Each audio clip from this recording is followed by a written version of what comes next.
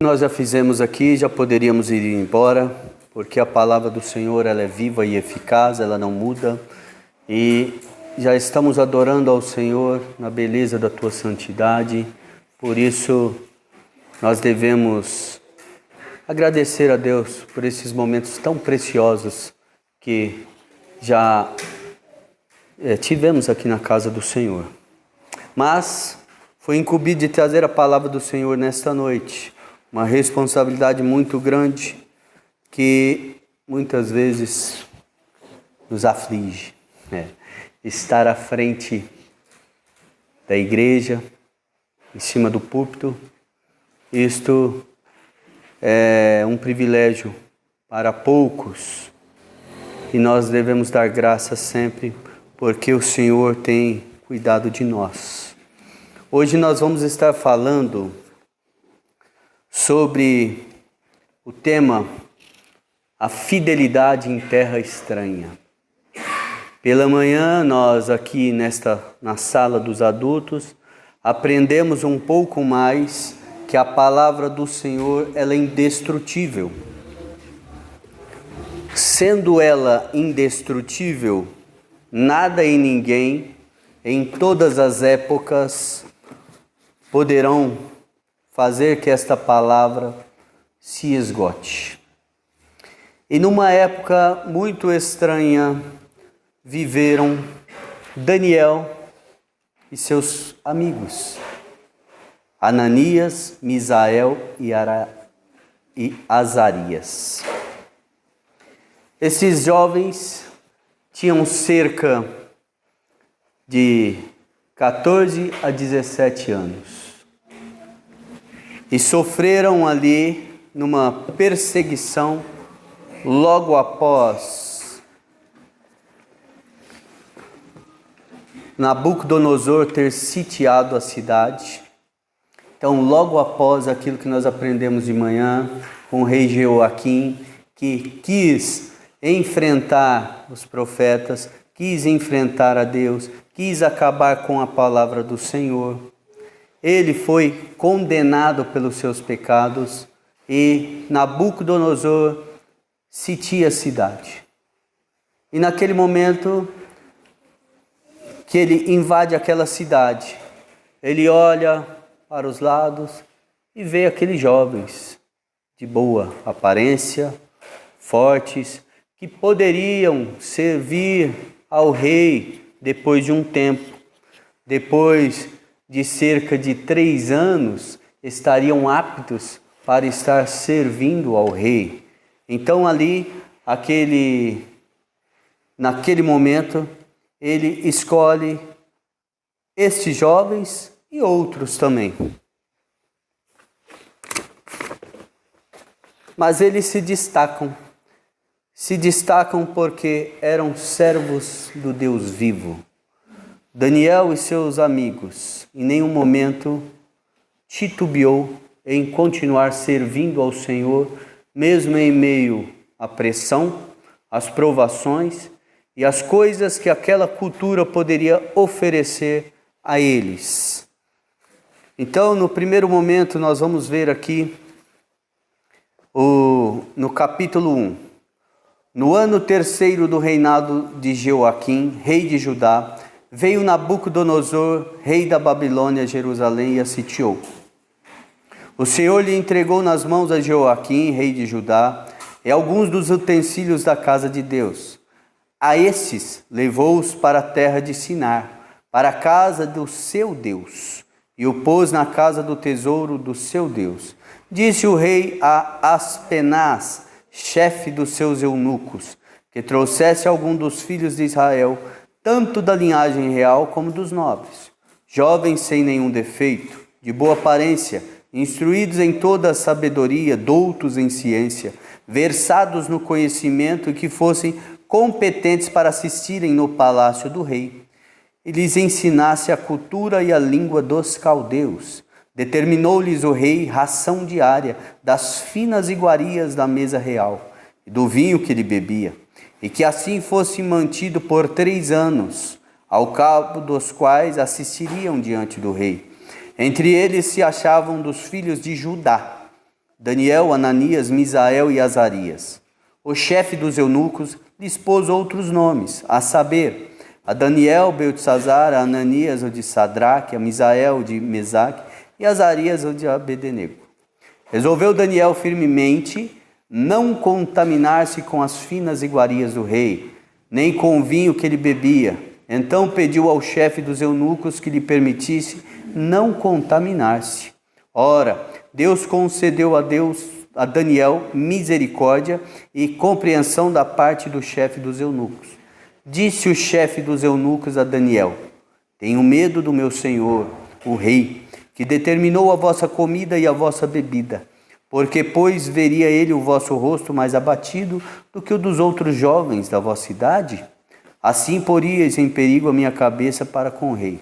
Então disse Daniel ao cozinheiro, chefe, a quem o chefe dos eunucos havia encarregado de cuidar de Daniel, Ananias, Misael e Azarias: experimenta, peço-te os teus servos 10 dias, e que nos deem legumes a comer e a água a beber. Então se veja diante de ti a nossa aparência e a dos jovens que comem das finas iguarias do rei. E segundo vires, age com teus servos. Ele atendeu e os experimentou 10 dias. No fim dos 10 dias a sua aparência era melhor. Estavam eles mais robustos do que todos os jovens que comiam das finas iguarias do rei. Com isto, o cozinheiro-chefe tirou deles as finas iguarias e o vinho que deviam beber e lhes dava legumes. Ora, a estes quatro jovens, Deus deu o conhecimento e a inteligência em toda cultura e sabedoria. Mas a Daniel deu inteligência de todas as visões e sonhos. Vencido o tempo determinado pelo rei para que os trouxesse, o chefe dos eunucos os trouxe à presença de Nabucodonosor. Então o rei falou com eles, e entre todos não foram achados outros como Daniel, Ananias, Misael e Azarias.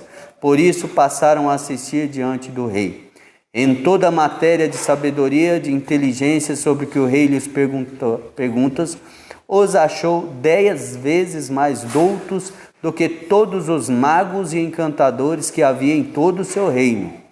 Daniel continuou até o 1º ano do rei Ciro. Amém. Até aqui nós vemos o que aconteceu no primeiro momento com Daniel e seus amigos. A fidelidade deles dependiam do caráter de Deus e não das circunstâncias. Aquilo que eles tinham aprendido na sua tribo, Judá, ainda que jovens, eles carregaram para aquela cidade longínqua do seu povo. E naqueles momentos que passaram ali, eles foram colocados à prova com uma cultura hostil diante da idolatria e de uma pressão moral. Mas mesmo assim, naquele momento, nós vemos a fidelidade na pureza de Daniel e seus amigos. A Babilônia queria moldá-los.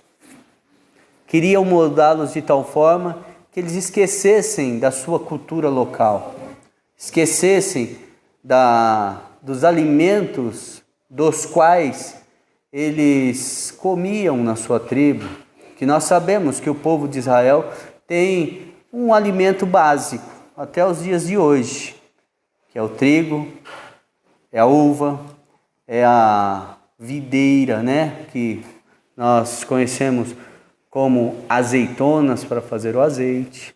Então essas coisas, até os dias de hoje, esse povo trabalha e com a base disso eles fazem a maioria das coisas que eles se alimentam. E ali não seria diferente. As finas iguarias do rei, ração diária, olha só, ia ser tratado como o quê ali? Mas ele, firmemente, ele não titubeou em conversar com o chefe da cozinha e propor esse desafio. Ele decidiu firmemente, e isto nasce no coração dele, porque ele sabia que deveria seguir os conselhos daqueles que os ensinaram. O povo, os mais velhos, os profetas, talvez seus pais, né? Que ensinaram a ele seguir o caminho reto do Senhor. E o mais interessante é que eram jovens de 14 a 17 anos. Quantos jovens têm se perdido nos dias de hoje com as tecnologias que nós temos visto aí? Hoje nós não estamos sitiados ainda, falando da nossa nação, mas nós temos sido atacados de toda forma com as iguarias do rei deste século. O rei deste século, que é esta tecnologia aqui, simples, mas que tem estragado as nossas vidas, a começar de nós adultos, das nossas famílias muitas vezes, dos nossos jovens e crianças. E muitas vezes temos caído na armadilha do inimigo. Mas voltando ali, não tinha essas tecnologias. Mas imaginem, nós estamos falando de 4 jovens, mas quantos tantos outros eles não arregimentaram aqui? O texto fala, mas eles se sobressaíram, porque foram fiéis ao Senhor.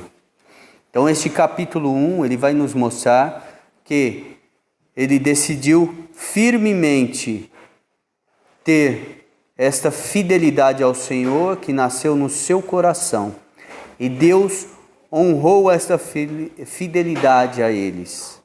E o que nós devemos fazer para buscar a nossa santificação? Nós devemos buscar desde as pequenas coisas diárias, no nosso lar, no meio da nossa família, no nosso trabalho, aonde nós estudamos, com a nossa vizinhança. Das pequenas coisas, nós já podemos demonstrar o caráter de Cristo em nossas vidas. Nós já podemos ser sal e ser luz, como esses jovens foram no meio de uma nação toda idólatra, toda imoral, toda hostil em sua cultura. E isto resultou em quê? Nós vemos que no primeiro momento resultou em sabedoria e destaque. O próprio rei reconhece que aqueles jovens eram 10 vezes mais doutos do que quem? Do que, inclusive, aqueles magos que já estavam ali servindo o rei. Não é? Imagina se eles foram escolhidos assim, a dedo. Foi demonstrando fidelidade, sabedoria, e eram mais doutos 10 vezes. Imagina a comparação deles com os outros jovens. Então era como se fossem adultos ensinando aqueles outros jovens da idade deles. E isto é uma palavra que nós podemos trazer para os dias de hoje, para os nossos jovens que estão aqui. Temos vários jovens que podem se sobressair no meio de uma nação tão corrupta como a nossa, que tem mostrado tantas coisas que vai ao revés do nosso Deus, contra a palavra de Deus. Nós temos aqui jovens que podem buscar ao Senhor em todo o tempo para se destacar na sua escola, na sua faculdade, no seu primeiro emprego, no seu lar. Não sabemos a realidade de cada um dentro da sua casa, mas você, jovem que está aqui nesta noite, você pode buscar a partir de hoje ser sal e luz para os seus pais, para seus tios, primos, ser diferentes, resumindo, como esses 4 jovens foram. Deus honrou a fidelidade deles nas pequenas coisas e isso resultou em destaque. E as primeiras aplicações que eu gostaria de fazer nesta noite, para mim e para vocês, é que nós não podemos negociar a nossa santidade. A nossa santidade é algo que nós devemos buscar diariamente crescer nela, em espírito e em verdade, para agradar aquele que se entregou na cruz para morrer por mim e por você. Nós devemos ter cuidado com os valores e influências deste mundo. Nós não devemos cair nas ciladas do inimigo, principalmente porque muitas vezes nós achamos que nossos pais não vão ficar sabendo. Mas aquele que nos arregimentou, que é o nosso Pai eterno, Ele sabe de tudo.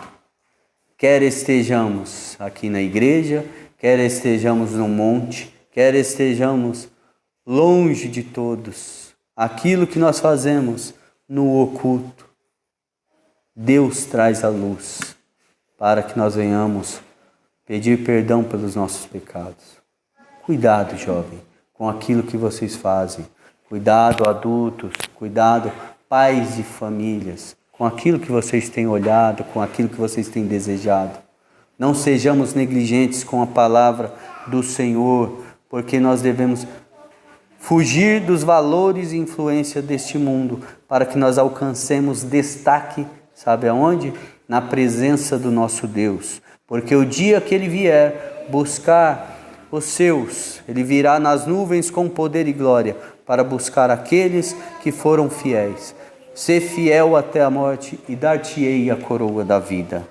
Também foram fiéis, de tal forma que a fidelidade começou naquela pequena decisão, que foi conversar com o chefe da cozinha e falar que não gostaria de se contaminar com as iguarias e o vinho do rei. Então ele teve a audácia de falar que não gostaria de se contaminar. Mas a fidelidade desses jovens continua no capítulo 3, aonde nós vemos que eles foram livrados da fornalha de fogo. Eu não vou ler todo o texto aqui, mas nós já conhecemos essa história de Ananias, Misael e Azarias. Eles foram destaques do capítulo 1 até o 2 e a história continua. Foram colocados à frente de vários outros para ajudar no reino. E o que isso gera até os dias de hoje, quando um crente é destaque em algum lugar? Ciúmes, não é?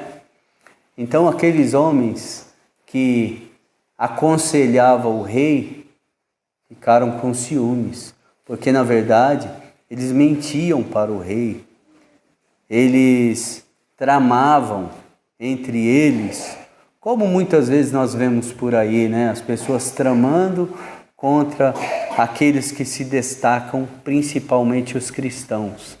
E ali eles foram persuadidos ou tentaram persuadir esses 3 jovens a se curvar para aquela estátua, ou seja, a cair em idolatria, mas eles não caíram nisso e ele responde ao rei: se Deus quiser nos livrar, Ele vai nos livrar da fornalha, mas se não quiser também, tudo bem.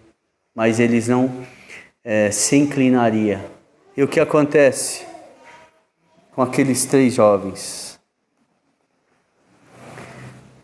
Esses 6 homens, Sadraque, Mesaque e Abednego, caíram atados dentro da fornalha, sobremaneira acesa.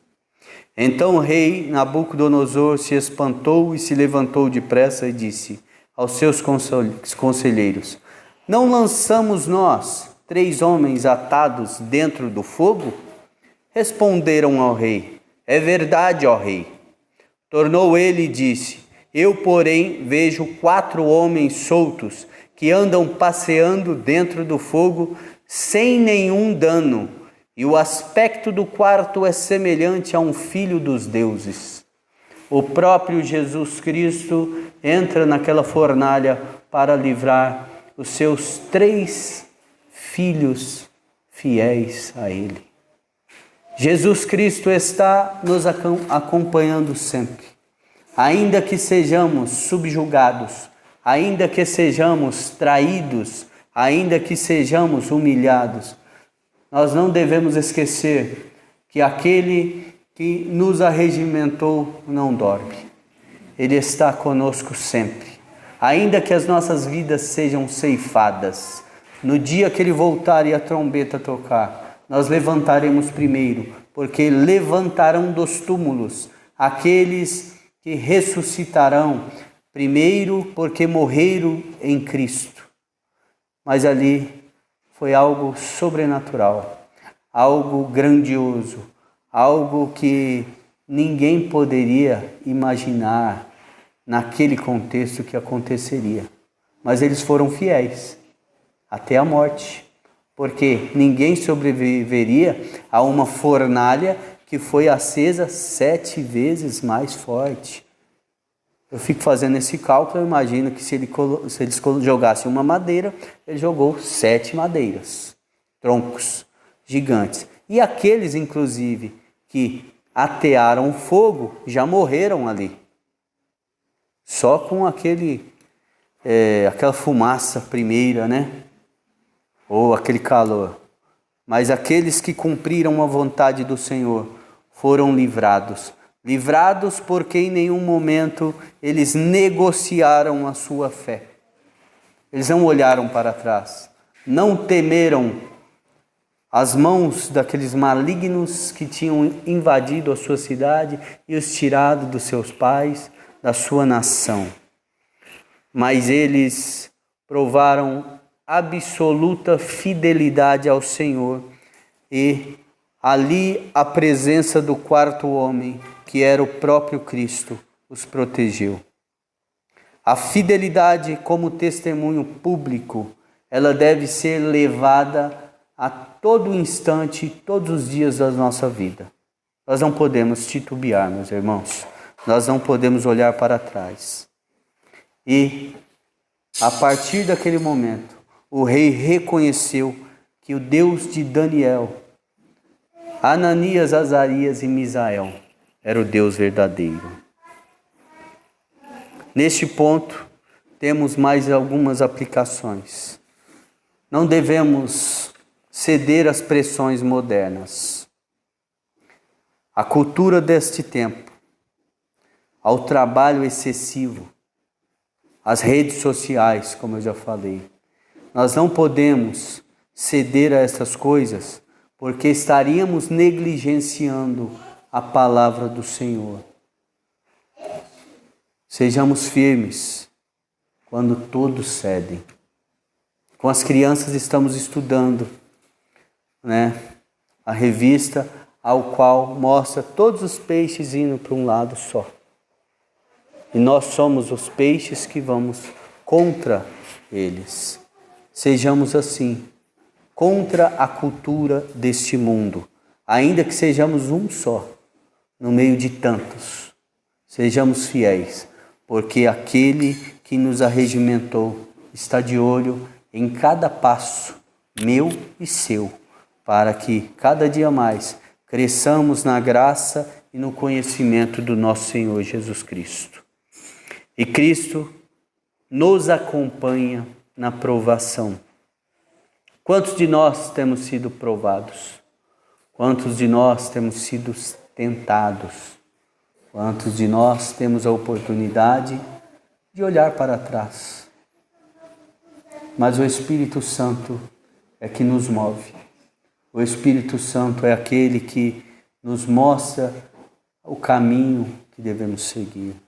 É o Espírito Santo, aquele que Jesus nos deixou, como eu disse pela manhã, em João 14, 27. É Ele que nos traz a paz.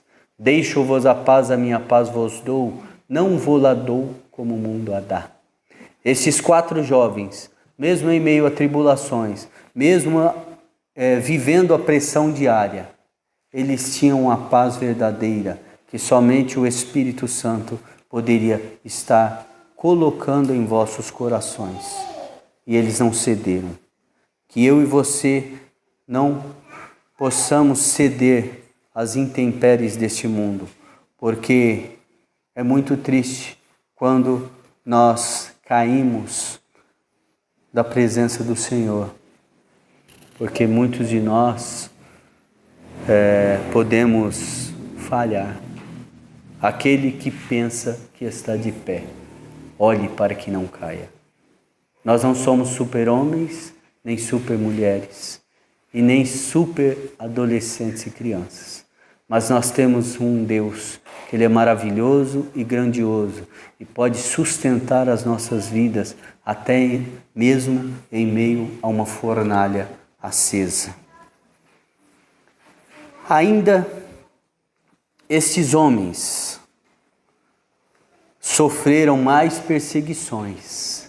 Cada vez que eles se destacavam, aqueles homens tomados pelo espírito de Satanás, ou seja, os seus adversários, eles tentavam de toda forma calá-los, mas não tinham sucesso, porque aqueles homens, aqui eu já digo homens porque nós temos 12 capítulos em Daniel, mas as coisas passavam de tal maneira aqui que eram 2, 3 anos e a gente vê aqui que aqueles homens foram maturando as ideias, foram sobressaindo sobre eles, foram feitos como governadores à frente daquele povo, mas os ciúmes continuavam, porque mesmo sendo perseguidos, aqueles outros continuavam por ali, né?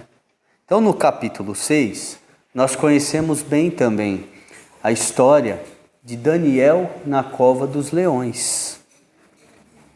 Pareceu bem a Dario constituir sobre o reino as 120 sátrapas que estivessem por todo o reino, e sobre eles 3 presidentes, dos quais Daniel era um.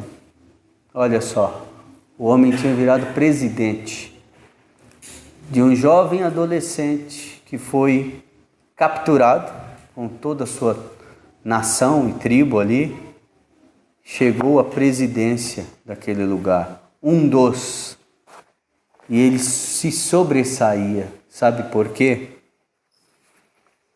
Porque ele era fiel na oração ao nosso Deus. Orava 3 vezes ao dia e dava testemunho vivo daquilo que ele fazia. Ou seja, aqueles homens mais uma vez tramaram contra a vida de Daniel. Tiveram sucesso? Não. Por quê? Porque a fidelidade pública e constante de Daniel mostrava o caráter de Cristo na vida dele. Demonstrava que ele estava pronto para morrer a qualquer momento por aquela palavra que estava incutida em vosso coração. E ele não temia. E desse mesmo modo, aqueles homens tentaram fazer que ele caísse. Então mesmo Daniel se distinguiu desses presidentes e sátrapas, porque nele havia um espírito excelente. E o rei pensava em estabelecer sobre todo o reino. Olha só o que o rei já estava pensando. Ele só estaria abaixo do rei. Ou seja, todos deveriam se curvar diante de Daniel.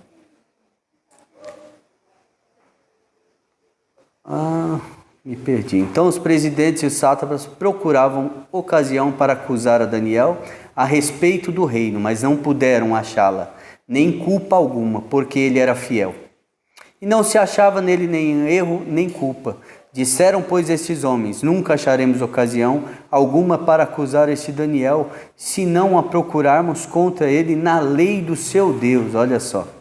Então estes presidentes e sátrapas foram juntos ao rei e lhe disseram: Ó rei Dario, vive eternamente. Todos os presidentes dos reinos, os prefeitos e sátrapas, conselheiros e governadores, concordaram em que o rei estabeleça um decreto e faça firme o interdito que todo homem que por espaço de 30 dias fizer petição a qualquer Deus ou a qualquer homem, e não a ti, ó rei, seja lançado na cova dos leões.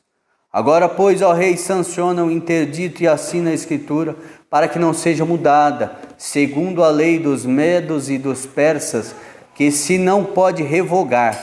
Por esta causa o rei Dario assinou a escritura e o interdito.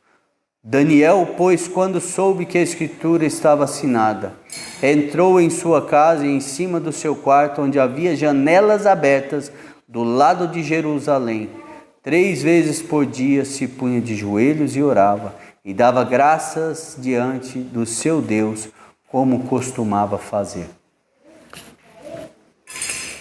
Ele não pensou no prejuízo, ele não pensou nas consequências, mas automaticamente, ao saber do decreto e do interdito do rei, ele faz o que costumava fazer, sem medo, sem se esconder. Continuou servindo ao Deus vivo, que mudou a sua situação em todo aquele período que passou naquela cultura tão hostil, dando testemunho. E o que eles fizeram? Continuaram acerca desta condição de entregá-lo. Tendo o rei ouvido essas coisas, 14, ficou muito penalizado e determinou consigo mesmo livrar a Daniel, e até o pôr do sol se empenhou por salvá-lo. O rei sabia que ele era fiel. O rei sabia que ele era diferente. Mas ele não podia fazer nada, porque ele tinha assinado o decreto. Mas ele fez algo. Ele fez algo. Então aqueles homens foram junto ao rei e lhe disseram: sabe, ó rei, que é a lei dos medos e dos persas, que nenhum interdito ou decreto que o rei sancione se pode mudar. Então o rei ordenou que trouxesse a Daniel e o lançasse na cova dos leões. Disse o rei a Daniel: o teu Deus, a quem tu continuamente serves, que ele te livre. Foi trazida uma pedra e posta sobre a boca da cova. Selou-a o rei com seu próprio anel e com o dos seus grandes, para que nada mudasse a respeito de Daniel. Então o rei se dirigiu para o seu palácio. Passou a noite em jejum e não deixou trazer à sua presença instrumentos de música, e fugiu dele sono. Ou seja, aquele homem tomado pelo Espírito Santo também foi jejuar, porque ele sabia o que tinha feito com aquele jovem fiel, que era um servo que ele não tinha o que acusar, mas por conta da sua lei, ele não poderia voltar atrás, senão quem era jogado na cova era ele. Mas mesmo assim, ele foi jejuar. E pela manhã, ao romper do dia, levantou-se o rei e foi com pressa à cova dos leões. Chegando-se ele à cova, chamou por Daniel com voz triste. Disse o rei a Daniel: Daniel, servo do Deus vivo, dar-se-ia caso que o teu Deus, a quem tu continuamente serves, tenha podido livrar-te dos leões? Então Daniel falou ao rei: ó rei, vive eternamente. O meu Deus enviou o seu anjo e fechou a boca aos leões, para que não me fizessem dano, porque foi achada em mim inocência diante dele. Também contra ti, ó rei, não cometi delito algum. Então o rei se alegrou sobremaneira e mandou tirar a Daniel da cova. Assim foi tirado Daniel da cova, e nenhum dano se achou nele, porque crera no seu Deus. Ordenou o rei, e foram trazidos aqueles homens que tinham acusado a Daniel, e foram lançados na cova dos leões, ele, seus filhos e suas mulheres, e ainda não tinham chegado ao fundo da cova, e já os leões se apoderaram deles, e lhes migalharam todos os ossos. Glória a Deus nas alturas por isso. Todos os inimigos da cruz de Cristo serão esmigalhados naquele grande dia, como estes que eram inimigos de Cristo, anticristos que viveram na época de Daniel, foram lançados na cova dos leões para pagar um alto preço. E foram só eles? Não. Toda a família. Toda a família. E ordenou o rei. Então o rei Dario escreveu aos povos, nações e homens de todas as línguas que habitam em toda a terra: paz vos seja multiplicada. Fez um novo decreto. Faço um decreto pelo qual em todo o domínio do meu reino os homens tremam e temam perante o Deus de Daniel, porque ele é o Deus vivo e que permanece para sempre. O seu reino não será destruído e o seu domínio não terá fim. Finalizando então, meus irmãos, o mesmo Deus que livrou aqueles 4 jovens daquelas 3 situações que nós aprendemos aqui, é o mesmo Deus que está aqui nesta noite conosco e nos dando capacidade de nos desviar dos nossos pecados, para que não caiamos em tentação e venhamos envergonhar o teu santo nome.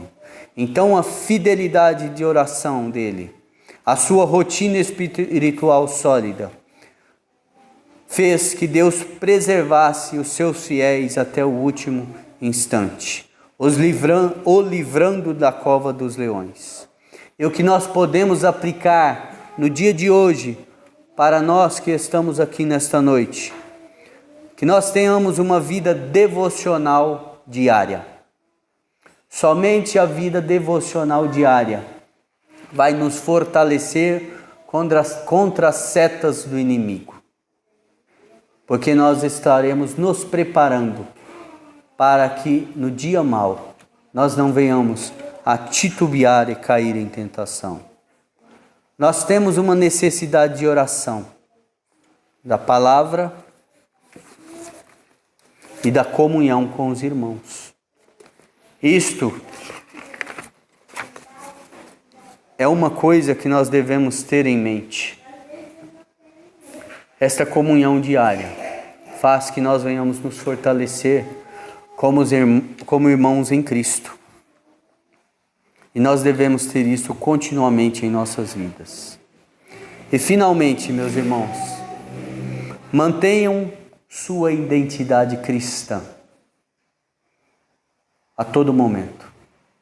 Ainda que por conta disso venhamos perder os nossos empregos, famílias, bem, prazer, como diz o hino. Nós devemos priorizar a santidade acima da nossa conveniência, porque é isto que Cristo requer de cada um de nós. Que Deus nos abençoe. Amém.